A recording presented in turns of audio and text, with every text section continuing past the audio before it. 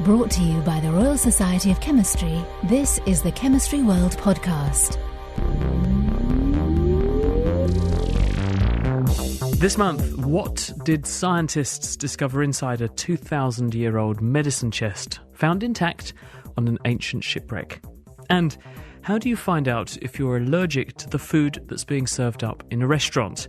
Luckily, there's a phone app that can diagnose if your dinner is safe or not. We'll find out how it works. The Chemistry World podcast is brought to you by the Royal Society of Chemistry. Look us up online at chemistryworld.org. Hello, I'm Chris Smith, and with us for this, the February 2013 edition of Chemistry World, are Bibiana Campaseo, Neil Withers and Laura Howes. Laura. We all think of pharmacy and medicine as fairly, new and cutting edge. It turns out that if you look at a shipwreck from 2,000 years ago, you can find out all about ancient pharmacy. Go on.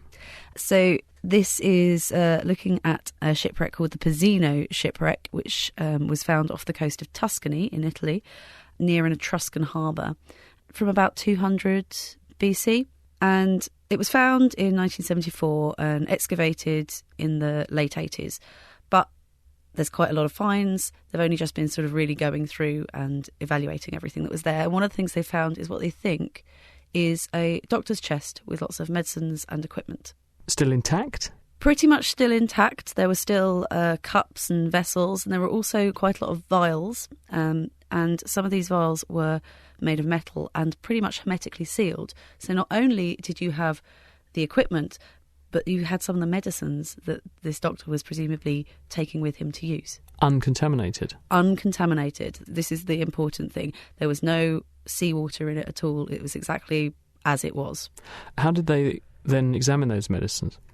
So, first of all, they actually just did a X-ray of the tin to see what they had, and they found these sort of 4 centimetre by 1 centimetre thick tablets. So they're not for swallowing. Job swallowing that, wouldn't you? Yeah, they're not for swallowing. They think that actually what these were, and there's historical reasons why you think this as well, that they were dried medicines that would then be made into a paste with water or wine or oil or something like that. And then what they were doing was doing quite a lot of analytical analysis to look at the inorganic compounds that were within these tablets. And what they found was that the majority of the tablets was a couple of zinc minerals, so smithsonite, which is a zinc carbonate, and also a zinc hydroxycarbonate. And obviously, just because it's the majority of the tablets doesn't mean that they're the active ingredient. But we also know that zinc compounds were used in historical medicine. There's Pliny the Elder, Galen, people like that actually talk about these compounds being used. Because zinc does have an antibacterial effect, doesn't it? Which was what I was going to say. Even today, zinc oxide and zinc minerals are used, for example, in bandages. I suppose what it does is corroborate written records too, doesn't it? Because the ancient Greeks were quite good at writing things down, but actually corroborating what they said they were using with what the actual stuff is. This is the chemical proof as to what they were playing with. Absolutely. And also, when they were writing things down, they weren't necessarily writing things down as we might do today by so-and-so micrograms of this, so-and-so milligrams of that. In fact, when I was talking to someone about this story, they sent me one of the recently discovered recipes written down on a papyrus from Egypt. And instead of writing down how much you want of, weight-wise, they use monetary values. So it's so-and-so drachmas of this, so-and-so drachmas of that. So not only is it corroboration that what they say they were using, they were actually using, but it gives us a better idea of the amounts they were using, because we just had no idea. Thanks, Laura. Well, something completely different, much more modern day. Bibi, and we're talking about shipwrecks and things. Maybe the ship got sunk by someone with nefarious intent using weapons, but were this technology that you're going to talk about in existence, maybe we could find out who done it. Tell us more. Yes. We're going to be talking about visual identification of gunshot residue in crime scene investigation, actually. So this is research that has been carried out by a group of researchers at the Universidade de Brasilia in Brazil. And basically it's about gunshot residue and how to analyze it. The current technique is scanning electron microscopy coupled with energy dispersive spectroscopy. It is very time consuming. You also need to have an adequate amount of sample to be able to carry out the analysis. So how would you do this? You would go to a crime scene and swab some skin or the floor or something, looking for products that are emitted when the actual propellant in gun bullets goes off. Yeah, exactly. And then you would have to go. You would have to take it to the lab and actually put your sample into the instrument. And you have the potential for false positives because you have the risk of environmental and occupational contamination.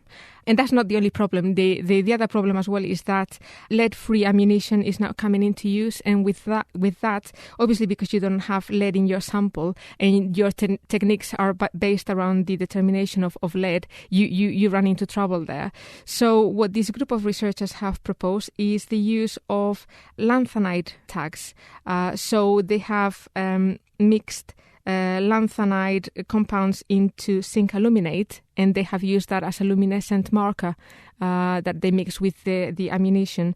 And basically all you have to do is, once the gun has been fired, you shine ultraviolet radiation on the surfaces, whether it is the hands of the shooter or any other surface, the firearm, for example, and you actually see the colour developing there. I wonder what James Bond would make of it. But why is that better than the current technique? Because surely this is equally capable of being contaminated from the environment, isn't it? Or are these things so vanishingly rare, these lanthanides, they wouldn't normally be in the environment, and therefore you wouldn't see fluorescence like this?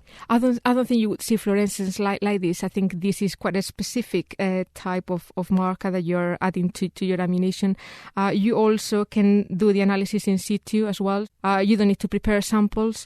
And then obviously these markers as well, they are luminescent for 90 days, or at least 90 days. So during that period, you can still carry out your experiments, and you would get the positive there. Given that the lanthanides are a reasonable group of chemicals, does this mean you could use a number of them, or put a unique cocktail together, so that if I'm a manufacturer of product X, I could put that unique combo into my ammunition, so then at a crime scene you'd know what ammunition had been used? Yes, you can actually produce different mixtures depending on who the manufacturer is, or the use. So whether it is for civilian use or military or anything like that. So actually you've got a lot of information there in terms of ammunition traceability and origin. Or ammunition for a legal case, I suppose you might say. Thanks, Bibi. And now to a growing online trend, which is the concept of crowdsourcing. This is where you harness the collective power of the online community to solve difficult problems or raise money.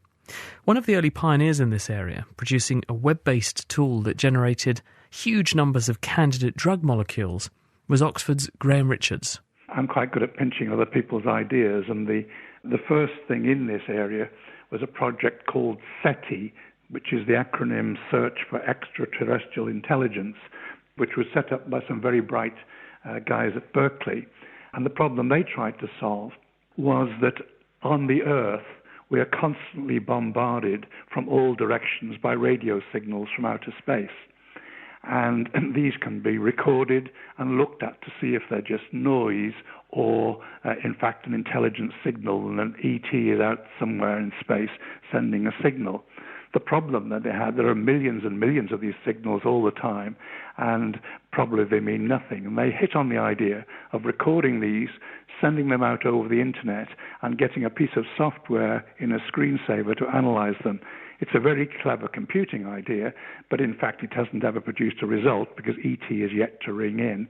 But tens of millions of people have done this over the years. I rather stole that idea to do something which would produce a result. We had protein targets that were likely to be drug targets, and we sent out molecules over the internet and the software to analyze whether each individual little molecule bound to the protein was calculated on people's individual PCs. And the big difference between my project and the SETI project is that every compound we sent out produced a result which had to come back. So there was a lot more data handling to go with it. And did you get any positive hits from the analysis of these small molecules? It was in some ways almost an embarrassment. It was so much more successful than we ever dreamed possible. So we got far more results than we could handle, and indeed far more even than a pharmaceutical company could handle. But you haven't got a drug yet?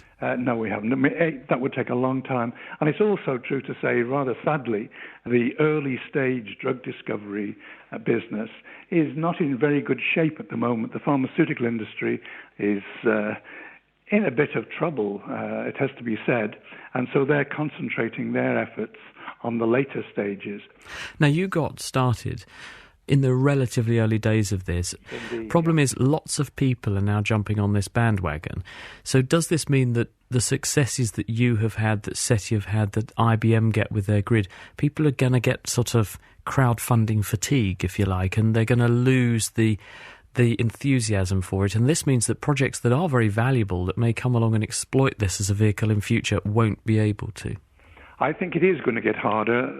It's going to be split down into a lot more small projects. But the sheer power of computers means that is less of a problem than it used to be.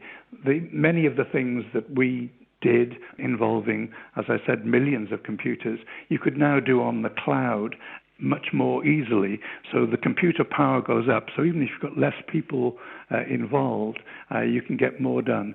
Now, one thing I did want to ask you about was another aspect of this, which is that increasingly we're seeing crowdsourcing type projects where people pitch their ideas at the online community, and the online community vote with their mouse button and open their wallet and say, well, I'll get behind this to the tune of £10 or whatever for that. In fact, we had David Braben on an edition of The Naked Scientist before Christmas.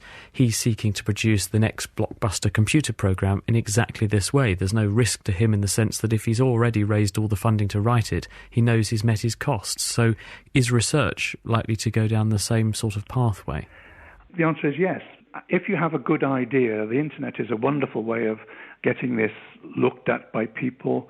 I think the medical research charities, for instance, find this quite an attractive field in which to expand their interest.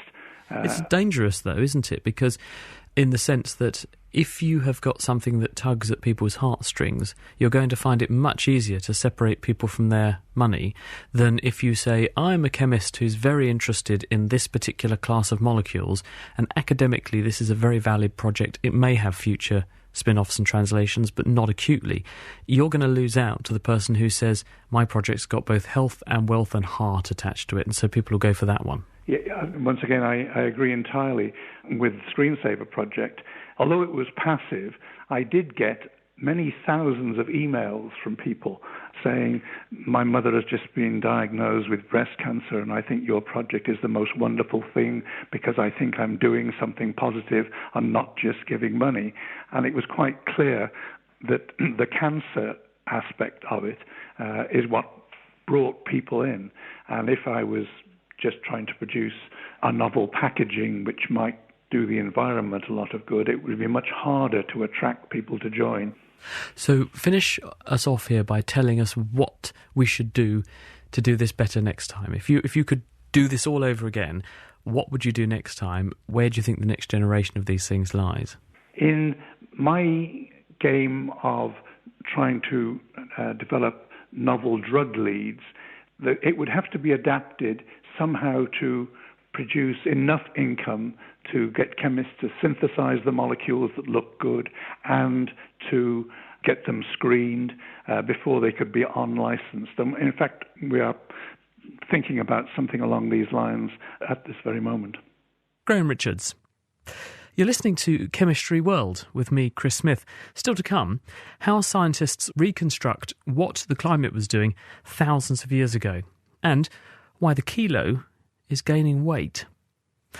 But before that, Neil, please tell us, what is a super omniphobic material? A super omniphobic surface is able to repel oil and water. You've probably seen in the last, 10 or 15 years, a lot of super hydrophobic materials that can repel water incredibly well. So how do they work? And what's the difference between them and an omniphobic or super omniphobic material? Okay, so most of those work, you kind of either have chemical ones or physical ones, and the physical ones is all about the structure. So that's your lotus leaf kind of kind of things where you have tiny microscopic hairs on a surface and they keep the water away from the actual surface itself. Or chemical ones, you have a chemical that doesn't interact well with water. So super omniphobic surfaces repel both oils and water, and those are just made of surfaces that are super repellent. It's a really complicated shape and are made of chemicals that are repellent to both. Or in some cases, even I think I've seen them where they have a structure with something that repels one, and then there's a liquid layer kind of in between that repels the other one. So what is this story? So the surface that I'm talking about now, that's been developed by scientists at the University of Michigan, doesn't just repel water and oil, but it also repels non-Newtonian fluids, things like custard, gravy and ketchup. The corn flour, classically, isn't it? Corn flour, the classic corn flour, which all these things I notice are all things that I regularly spill on my clothes and my ties and things, so I'd be happy to use this kind of thing. So what Anish Tuteja and his colleagues at the University of Michigan have done is create a super omniphobic surface that, as well as repelling water and oil, like the other ones do, it also repels non-Newtonian fluids like custard, ketchup, gravy, the classic corn flour mix that we've all seen jumping around on speakers. And those are very difficult to repel normally because they have those strange properties where as they move and get deformed, their properties change. So if you can imagine the droplet I was talking about before, if that the physical properties start to change as that gets moved about, then it suddenly becomes very difficult to repel. Oh, I see. Because they behave as a liquid to start with, but as soon as the surface tries to push the liquid away, it then stiffens up. Yeah, so exactly. How does their one do it then? How do they get around that? So their one is it's not hugely different to the others. It's again a combination of things. So the material is actually a kind of a lattice of stainless steel wires, very, very fine. And then it's coated with two different types of polymers. One, a polydimethylsiloxane, which is a fairly well-used one, and a fluorinated version of that as well. But what's interesting about how the polymer is actually coated on the wires is it's coated in beads itself. So if you can imagine, these beads are highly rounded, so there's again a very small contact area, and the layer of air that it traps as well also contributes to this effect.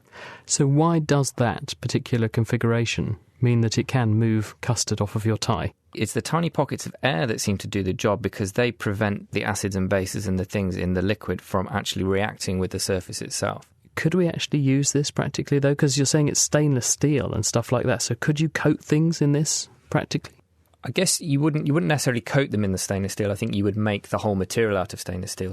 And I think the particular applications that are more important than your tie are for clinical operations in hospitals where you really don't want to get anything contaminated with materials. Well, thanks for that, Neil. Still in the health sphere, but to something slightly different. You're out having dinner and you're not sure if you're going to throw up were you to eat the lunch, because you might be allergic to it. But Bibi, you may have the answer to this one. Yes.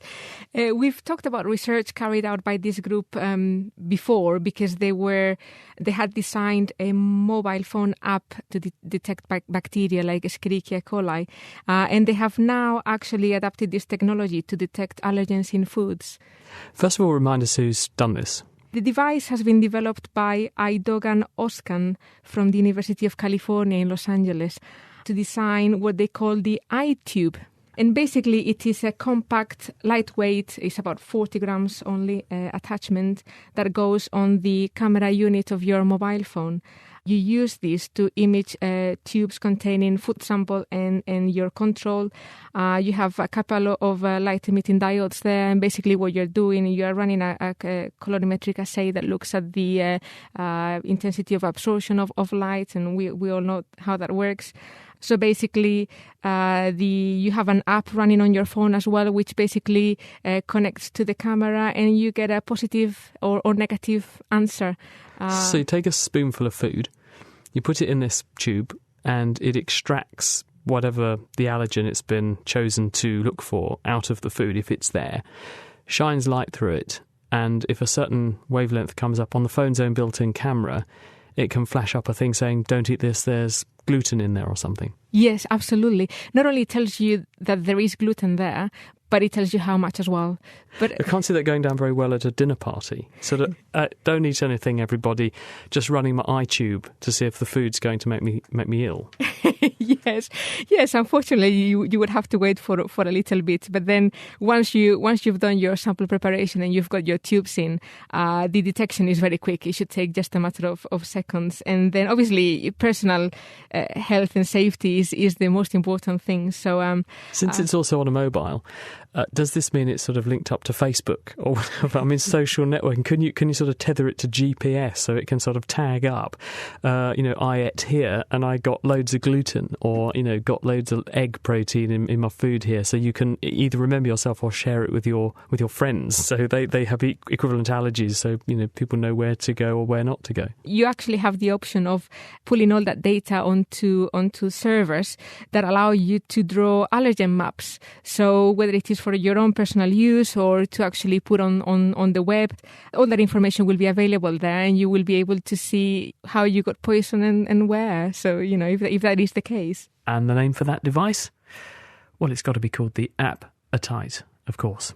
Thanks, Bibi. When climate scientists talk about reconstructing the conditions on Earth thousands, tens of thousands, hundreds of thousands, or even millions of years ago, how do they do it?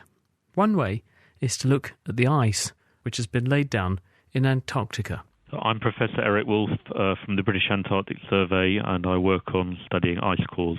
Well, the aim of the work is to understand how climate has changed over thousands, up to hundreds of thousands of years as we've gone in and out of ice age cycles, as natural causes have changed the climate, so that we can learn more about how climate might change in the future. And we do that by measuring things, in my case, in ice cores, that tell us about the climate, but they don't tell us very directly about the climate. So the biggest problem is to understand how to translate what we measure in an ice core into something really useful about the climate. What sorts of measures can you use to try and work out what the weather was like and what the climate was like millions of years ago? Well, there are one or two things that are really simple. So the first one is measuring gases in the air bubbles that get trapped in the ice. And there we actually are essentially opening a bubble of ancient air and measuring the concentrations in it. So that's really nice and direct. It's not easy to do, but it's nice and direct. But the thing we'd really like to know about, of course, is the temperature. And it's correct that nothing actually records directly the temperature of the Earth, even at a single spot, let alone the global temperature, which is what we'd like to know. In ice cores, what we have is the isotopic ratios of the water molecules in the ice, and they do tell us about the temperature, but in a slightly indirect way, so we really have to tease out the information from that. So what are you actually doing with the ice core in order to try to work out what the temperature was, where that ice was laid down, and then more broadly across the rest of the world? So for measuring the temperature from an ice core, what we do is to measure what we call the oxygen isotope ratio or the hydrogen isotope ratio, either will do, of the water molecules. So this is really the water molecules that make up the snow that turns into ice. And most of that water is H2-16O, so that's oxygen with an atomic mass of 16. But a small proportion of it is H2-18O, that's slightly heavier water. And that ratio changes according to the way that the water evaporates and condenses as it travels from the ocean towards our ice core site. And it turns out that in the very simplest situation, you can show analytically that the temperature at the ice core site is reflected in the oxygen isotope ratio rather directly. The difficulty is that in real life, you don't just get a single air mass traveling from the tropics towards the polar regions. You get many, many air masses. Sometimes it snows, sometimes it doesn't, and so on.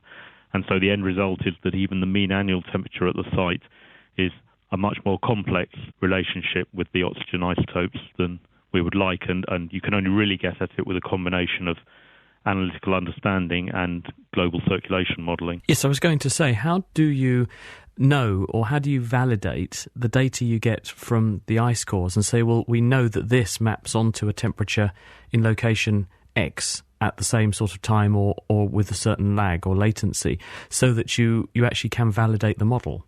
The way that it used to be done was not very satisfactory. What we used to do was to do a spatial survey of a part of Antarctica which had a wide range of temperature, and you can measure the oxygen isotope values in the surface snow across this area, compare it with the temperature which you could measure at the time, and you did find a good relationship, and that's fine. The only problem with that is that doesn't tell you that as the whole system changes with time, you'll get the same relationship.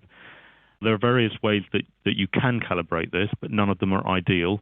One is to just calibrate. Now, you've got maybe 50 years of a temperature record from a particular site, and you can compare your oxygen isotope ratios with that. That's not very good because the year-to-year temperature variations tend to be a bit stochastic. It's really not a very good relationship on a year-to-year level, and that's not what you're actually trying to understand. So there are other ways, one of which is to do with modelling, and the other one to do with measuring other things in the ice core or borehole that tell you about the temperature, but not at the same high resolution. How far back can you go using ice? We can go back in Antarctica 800,000 years so far. We think we should be able to go back a little bit further, and there's a project underway to work out where we could get back beyond 1 million years. In Greenland so far, we've gone back 128,000 years, and that's probably about the limit. The difficulty is not that there wasn't ice before that. There was. The difficulty is that in the places where the ice is thickest, and therefore you would think oldest, it tends to be melting at the bottom, so the oldest layers are being melted off. Many people would say that the Earth is much older than measured in millions of years. The Earth's age is measured in billions of years. So is there anything we can do to go back further? Yes, we'd very much like to go back further. Ice cores, unfortunately, won't take us back much further. I'd be very surprised if we could get beyond 1.5 million years. So to go back further, you have to use other proxies. And as an example, measuring carbon dioxide in ice cores is very direct. You can measure it in the air bubbles, and that gives us a beautiful record of CO2 over the last 800,000 years. Beyond that, you can use marine sediments with various proxies, one of which is boron isotopes. And by comparing those boron isotopes in marine sediments over the last 800,000 years with the ice core data, we can check that we do actually know what we're doing with the marine sediments and then take them back further. So what is all this revealing to you? Well, ice cores are giving us the best story that we have of what's happened to the atmosphere over time periods when natural climate processes have made quite significant changes to our climate. Ice ages have come and gone several times in 800,000 years. And you can see the interplay between the greenhouse gases, which are revealed by measuring carbon dioxide and methane in the ice, things like volcanism, which you can see from sulfate in the ice, and the climate. Of course, it's only the climate in the polar regions where we're measuring it, so you need the data from marine sediments, lake sediments, corals and so on to complete the picture of what was happening to global climate. But we are now starting to have not just a very vague conceptual model of how ice ages come and go, which is what I was taught when I was a student, but we're now starting to really understand the processes that occur, what all the different feedbacks are. And of course the critical point about that is that those are the feedbacks that are going to determine whether putting carbon dioxide into the atmosphere in this century is going to cause a small climate change or a disastrous one. Eric Wolf. And now to a more environmentally friendly way to turn alcohols into acids. Neil. So many of us will remember from school and maybe early university, the way to make carboxylic acids from alcohols is you have to use a pretty strong oxidizing agent like dichromate. Like dichromate, potassium dichromate. I love that stuff. I like the colour, actually. Yeah. Well, there's that one permanganate, which are both very not very nice, though. They have a big cross on the bottle, if I remember. Yeah, they're both very strong oxidizing agents. Probably banned in school now. Yeah. I don't know, they might not be, so long as you're careful. Yep, so harsh conditions to oxidize alcohols, so the COH group becomes C double bond O OH. That's the right. Carboxylic acid. Yep, you've got to get that extra oxygen in there somewhere. And so where that extra oxygen comes from, in the case of what you learn at school, is from the chromate and the permanganate. You remember those formulas with MnO3 and all that oxygen in there. So they're literally the donor. So it's very, very consumptive because you're consuming one of those for every oxygen you're adding to the molecule. Absolutely. So it's what we call a stoichiometric reaction. It takes one of those chromate or permanganates to make one alcohol into one acid. It's not catalytic. So what David Milstein and his colleagues at the Weizmann Institute in Israel have done is they've produced a catalyst, a ruthenium catalyst, which uses the oxygen from water as the oxygen source to make the carboxylic acid. Still pretty energy intensive, I would think, though, isn't it? Because you've got to break the bonds in the water molecule to get the oxygen off. So does it still not require quite nasty conditions? It requires basic conditions and some heat. So it's not room temperature, but compared to previous ones, it is pretty mild because you're not using the harsh oxidizing environment. So what's the ruthenium doing? So the ruthenium is in the form of a pincer complex. So it's got two pyridine ligands kind of pinching it, as if you can imagine, between your finger and thumb, which holds onto the ruthenium. And this kind of grabs onto the alcohol, grabs onto the oxygen from the base, sticks them together, and out comes not quite the carboxylic acid, but a carboxylic acid salt. So it's got a cation attached, and you just change that into the acid later down the line. Ruthenium's not cheap, though, is it? It is a precious metal, but it's one of the cheaper ones of that class. It's not as expensive as platinum or palladium. And, of course, the crucial thing is it's a catalyst, so it isn't used up in the reaction. It's only used at the 0.2 mole percent, so it produces many, many, many more moles of carboxylic acid than it has of itself. Will it produce any kind of carboxylic acid that you want, or is this reaction restricted to certain molecules of certain sizes or certain types? Well, that is often a problem with these kind of newly reported reactions, is they don't work on so many things. But this works on a whole range of primary alcohols, so it works on quite a large substrate range. And another interesting thing is it also, one of the sort of side products it produces is pure hydrogen. So you can imagine that if you're in a large chemical plant, then you can separate the stream of hydrogen gas that comes off. You can use that in other reactions, or you can just burn it for fuel to heat the reaction itself. Terrific. Well, we're talking about sort of saving weight, saving energy and things like that. The kilo, Laura, has been gaining weight over the years. Yes, like us all, as the years. Well, I didn't like to say. I'll admit I'm too it. polite for that. So go on, why is the kilo getting heavier?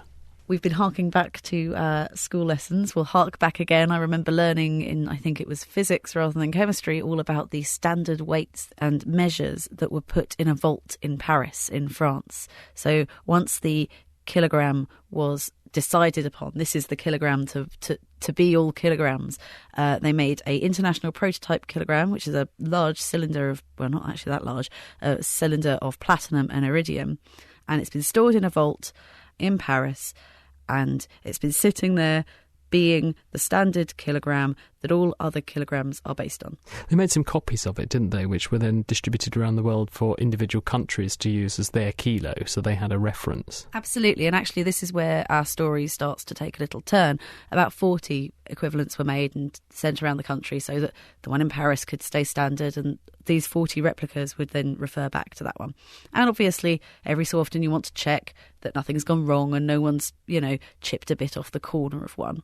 So you bring them back together and you weigh them to make sure they all weigh the same.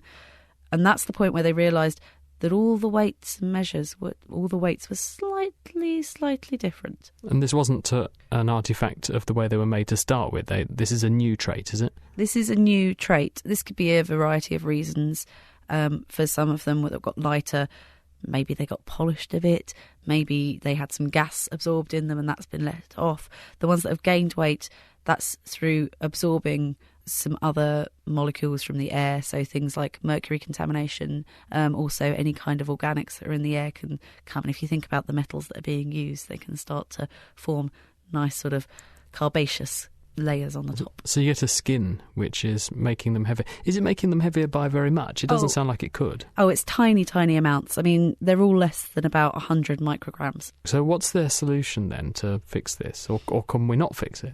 Well, Peter Compson, who's at Newcastle University, has been thinking about this. And obviously, also if you think about high-value metals, which, as we've been talking about, platinum, then actually if you're losing bits through having to scrub off the layer and then you remove some of the metal as well, then obviously that's a problem. So you need a way of cleaning the metal without losing any of the metal ions. So what he's been looking at is basically it's a bit like a chemical peel.